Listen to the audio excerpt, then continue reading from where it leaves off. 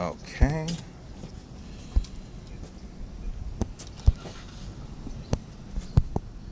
Okay, I've been working on this investigation case for about 3 years. Before I begin, I need this on the record. Do not interrupt me until I finish. This record must be read in full for accuracy. Sergeant, this is my third consecutive attempt to file a lawful criminal report here. Each prior time, officers refused to take my complete statement and offered only a courtesy report to forward to Orange County. That refusal is obstruction of justice under 18 U.S.C. sections 1503 and 1519 in violation of California Penal Code section 832.5, which requires departments to accept and retain citizen complaints. My case that you have before you right there, reassigned October 1st, to Kimberly S. Apalou, San Bernardino Superior Court. This order grants San Bernardino County full jurisdiction, and forwarding my report back to Orange County violates both that order and federal obstruction statutes. I'm a federal informant and whistleblower protected under 18 U.S.C. section 1512, 1513, 3521, and 2302b8. And I perform pro bono legal document assistant work under Quantum Emeritus. Because of that work, my clients and I have been targeted and defamed by police officers claiming that we're dealing with the homeless problem. Nancy Illians, an elderly client, was assaulted and unlawfully detained violating Penal Code sections 368 and 18 U.S.C. 1513e. Robert Torres was kidnapped, escaped, and then denied protection for 3 weeks while jailed, violating 18 U.S.C. 1201 and 1513e. I turned several cartel and MS-13 assets for federal cooperation. They were never interviewed or protected. My entire intelligence network created to survive cartel threats has been ignored, which is why I and everyone connected to me now face credible death threats. The murder of Carlos, 2 attempted attempts against me, poisoning while in Orange County Jail, and systemic elder and adult abuse through falsified reports are additional federal crimes under 18 U.S.C. 1111, 1114, 1512, 241 through 242, 1961 through 1964, which is the RICO sections. All administrative and legal avenues in Orange, Los Angeles, and San Diego counties have been exhausted.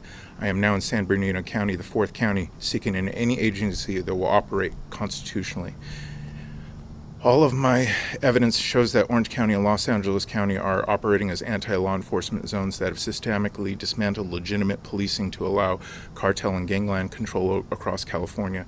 This constitutes treason and unlawful assistance to a foreign criminal enterprise under 18 U.S.C. sections 2381, 2382, and California Penal Code section 37. Under California law, you are bound by Penal Code sections 832.5, 136.1, 137, 148A1, 368, and Government Code section 6253C, 815.6, and California Constitution Article 1, Section 7, 13, and 26, to accept, document, and act on complaints and to protect witnesses from intimidation or retaliation. These state duties align with the cited federal statutes, making compliance mandatory, not optional. I also need the record to show that I was falsely arrested after calling 911 to report an assault and obstruction of justice by officers who refused to take any of my prior reports. That arrest listed as improper use of 911 constitutes retaliation and obstruction under 18 U.S.C. section 1512 and 1513 and California Penal Code section 118.1. During that arrest, officers attempted to break my arm. I prevented serious injury using defensive martial arts techniques. I was detained overnight and released, and charges are now pending with no arraignment yet set.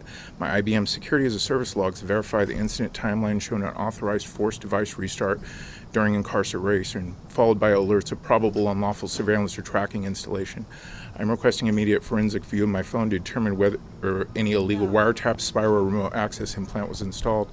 The suspected digital compromise also produced TikTok video threats that appeared while I was not logged into TikTok. The app opened automatically with a pop under playlist of videos directed at me. Screenshots, timestamps, and device logs are preserved for forensic analysis. During the stop involving Officer Rose, discussion centered on my PTSD and medical marijuana prescription. Immediately after that encounter, 3 TikTok videos appeared. The first mocked me, implying fear towards Officer Rose. The second contained an explicit death threat, and the third stated, "How are we going to fix this problem in our nation?" The timing occurring within minutes of the stop shows a probable connection between the encounter and the digital intimidation. I preserved all files, timestamp, and metadata. I believe these videos were designed to weaponize my HIPAA-protected medical data, specifically my PTSD diagnosis and legal cannabis treatment, against me. The misuse of confidential medical information constitutes deliberate indifference to retaliation in violation of 42 U.S.C. Sections 12132 ADA Title II and Sections 1320D6-6 HIPAA criminal penalties. Government Code Sections 11135 and California Disabled Persons Act Code Section 54, entire sequence. The incident began when I tried to understand why officers were driving by and shouting references to drugs over their loudspeaker. I possessed no illegal substances and informed them that I had a lawful prescription for medical marijuana used in vapor form for post-traumatic stress disorder, a recognized disability. Despite that disclosure, officers continued to follow and harass me, attempting to prevent lawful medical use. These actions constitute deliberate indifference to a known medical condition and intentional infliction of emotional distress, violating the ADA Government Code Section 11135 and Section 54. This mirrors the treatment of my elderly client Nancy Illians and demonstrates ongoing retaliation against protected persons. I also received multiple video threats transiting to my phone after police contact. I preserved the original files with full metadata for forensic review. Therefore, this department must, 1, accept my complete written statement and digital evidence, open a criminal case under San Bernardino jurisdiction, provide me an incident case number before I leave, notify the FBI Los Angeles Field Office, the U.S. Attorney's Central District of California, and the U.S. Marshal Service for coordination of RICO's civil rights and witness protection statutes. All witnesses and informants tied to these reports have already been exposed or in immediate danger under 18 U.S.C. Sections 1512, 1513, 3521, and 28 CFR 0.111b. I am requesting immediate contact with the U.S. Marshal Service for witness security evaluation and protective measures. Document the time this request is made and confirm that the field marshals and FBI are notified. Forwarding this report or revealing witness identities to accused agencies would be witness intimidation under 18 U.S.C. Sections 1512b and retaliation under Section 1513e. I am demanding compliance with the court's transfer order and all statutes cited. Please state on the record whether you are accepting this report and issuing a case number or refusing, and if refusing, provide your full name, rank, and reason for the refusal so it can be entered in the federal record. This concludes my prepared statement. Obviously, I have questions. Okay. I heard Yes, most sir. of what you're saying. Obviously, you cited a lot of codes that I'm not familiar with. I'm not going to tell you what off the top of my head. Fair enough. Okay. So I think I get the gist of it. So Good. I'm Sergeant Jansky. Nice to meet you. Commander. I'm Joshua Thornton. Okay. My father was 38-year veteran of LAPD too. Long time. Okay. Mr. Thornton, right? Yes, sir. Okay. So I think I understand the reason for your visit today. Okay. So obviously there's going to be a lot of follow-up questions. Okay. No problem. So I want to help you. Thank you. Ask you some questions. And also, I'm offering to. I would like to be registered as a confidential informant in the area, and if you need my help, please feel free to reach out. Okay. Well, I appreciate that. Okay. So, first question. Okay. It sounds like there's a lot of allegations. So I'm trying to localize where did this all occur at? I was living in Laguna at a shelter. Okay. So is that Laguna Beach? So it's Orange County. Yes. Okay. Have you been in contact with anyone from Orange County regarding this matter? Oh yeah.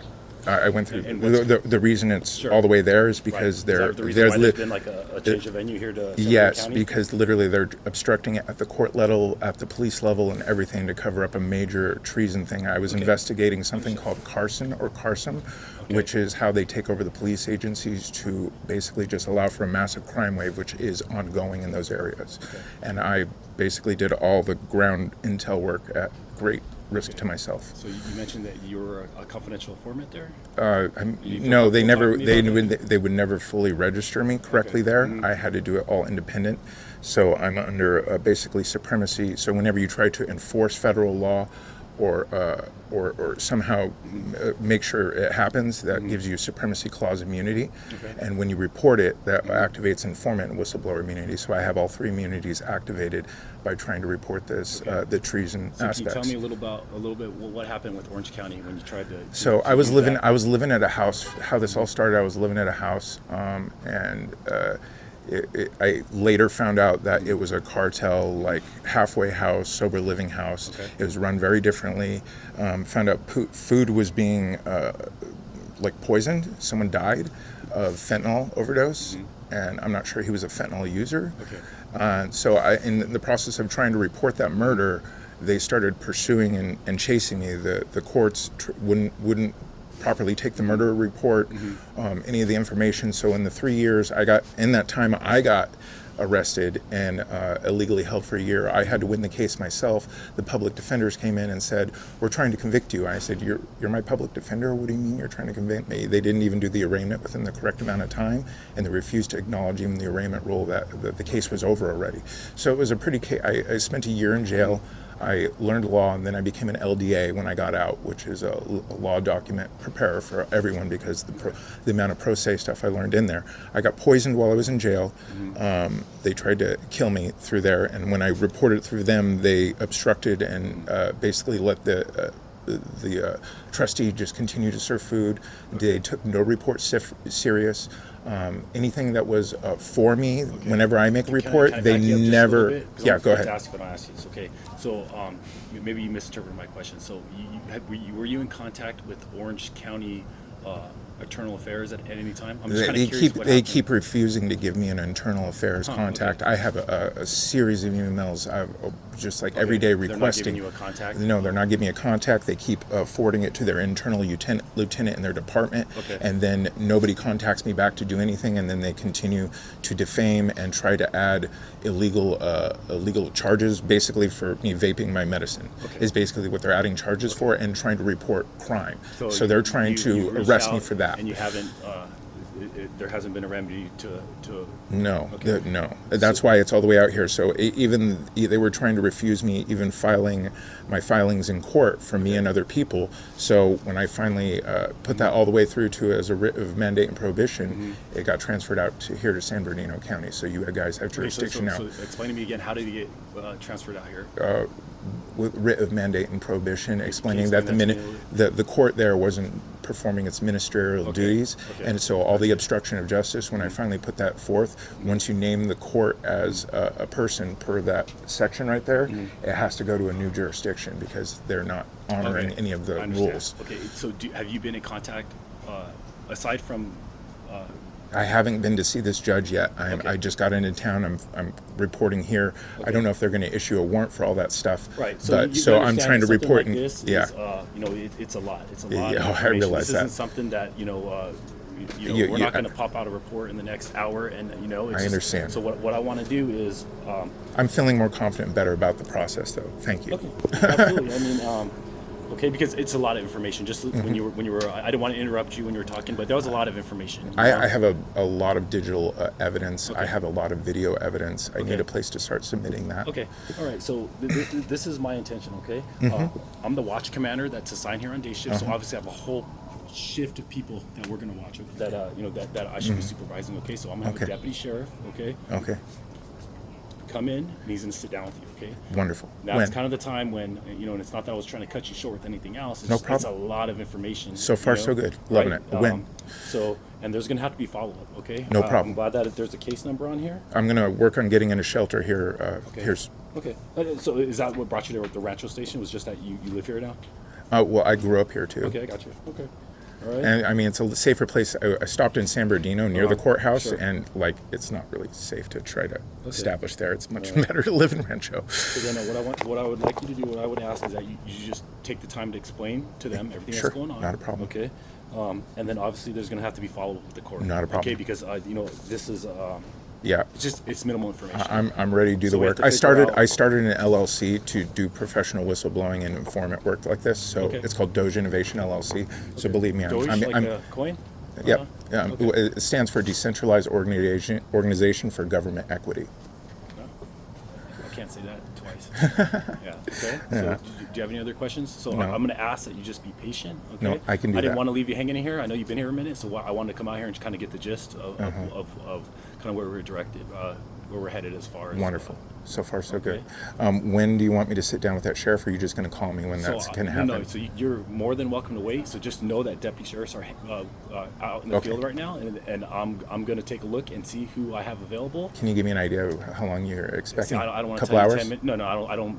You've been waiting a minute. Should I go get something to eat and come back? I don't think so, but I'll tell you what. If I feel like it's going to be a while. Okay, so I'm gonna talk to the deputy sheriff. I'm gonna give him just kind of a real quick synopsis on what we have going on. I'll just ask you to be patient, okay? Not a problem. Okay. Thank you, sir.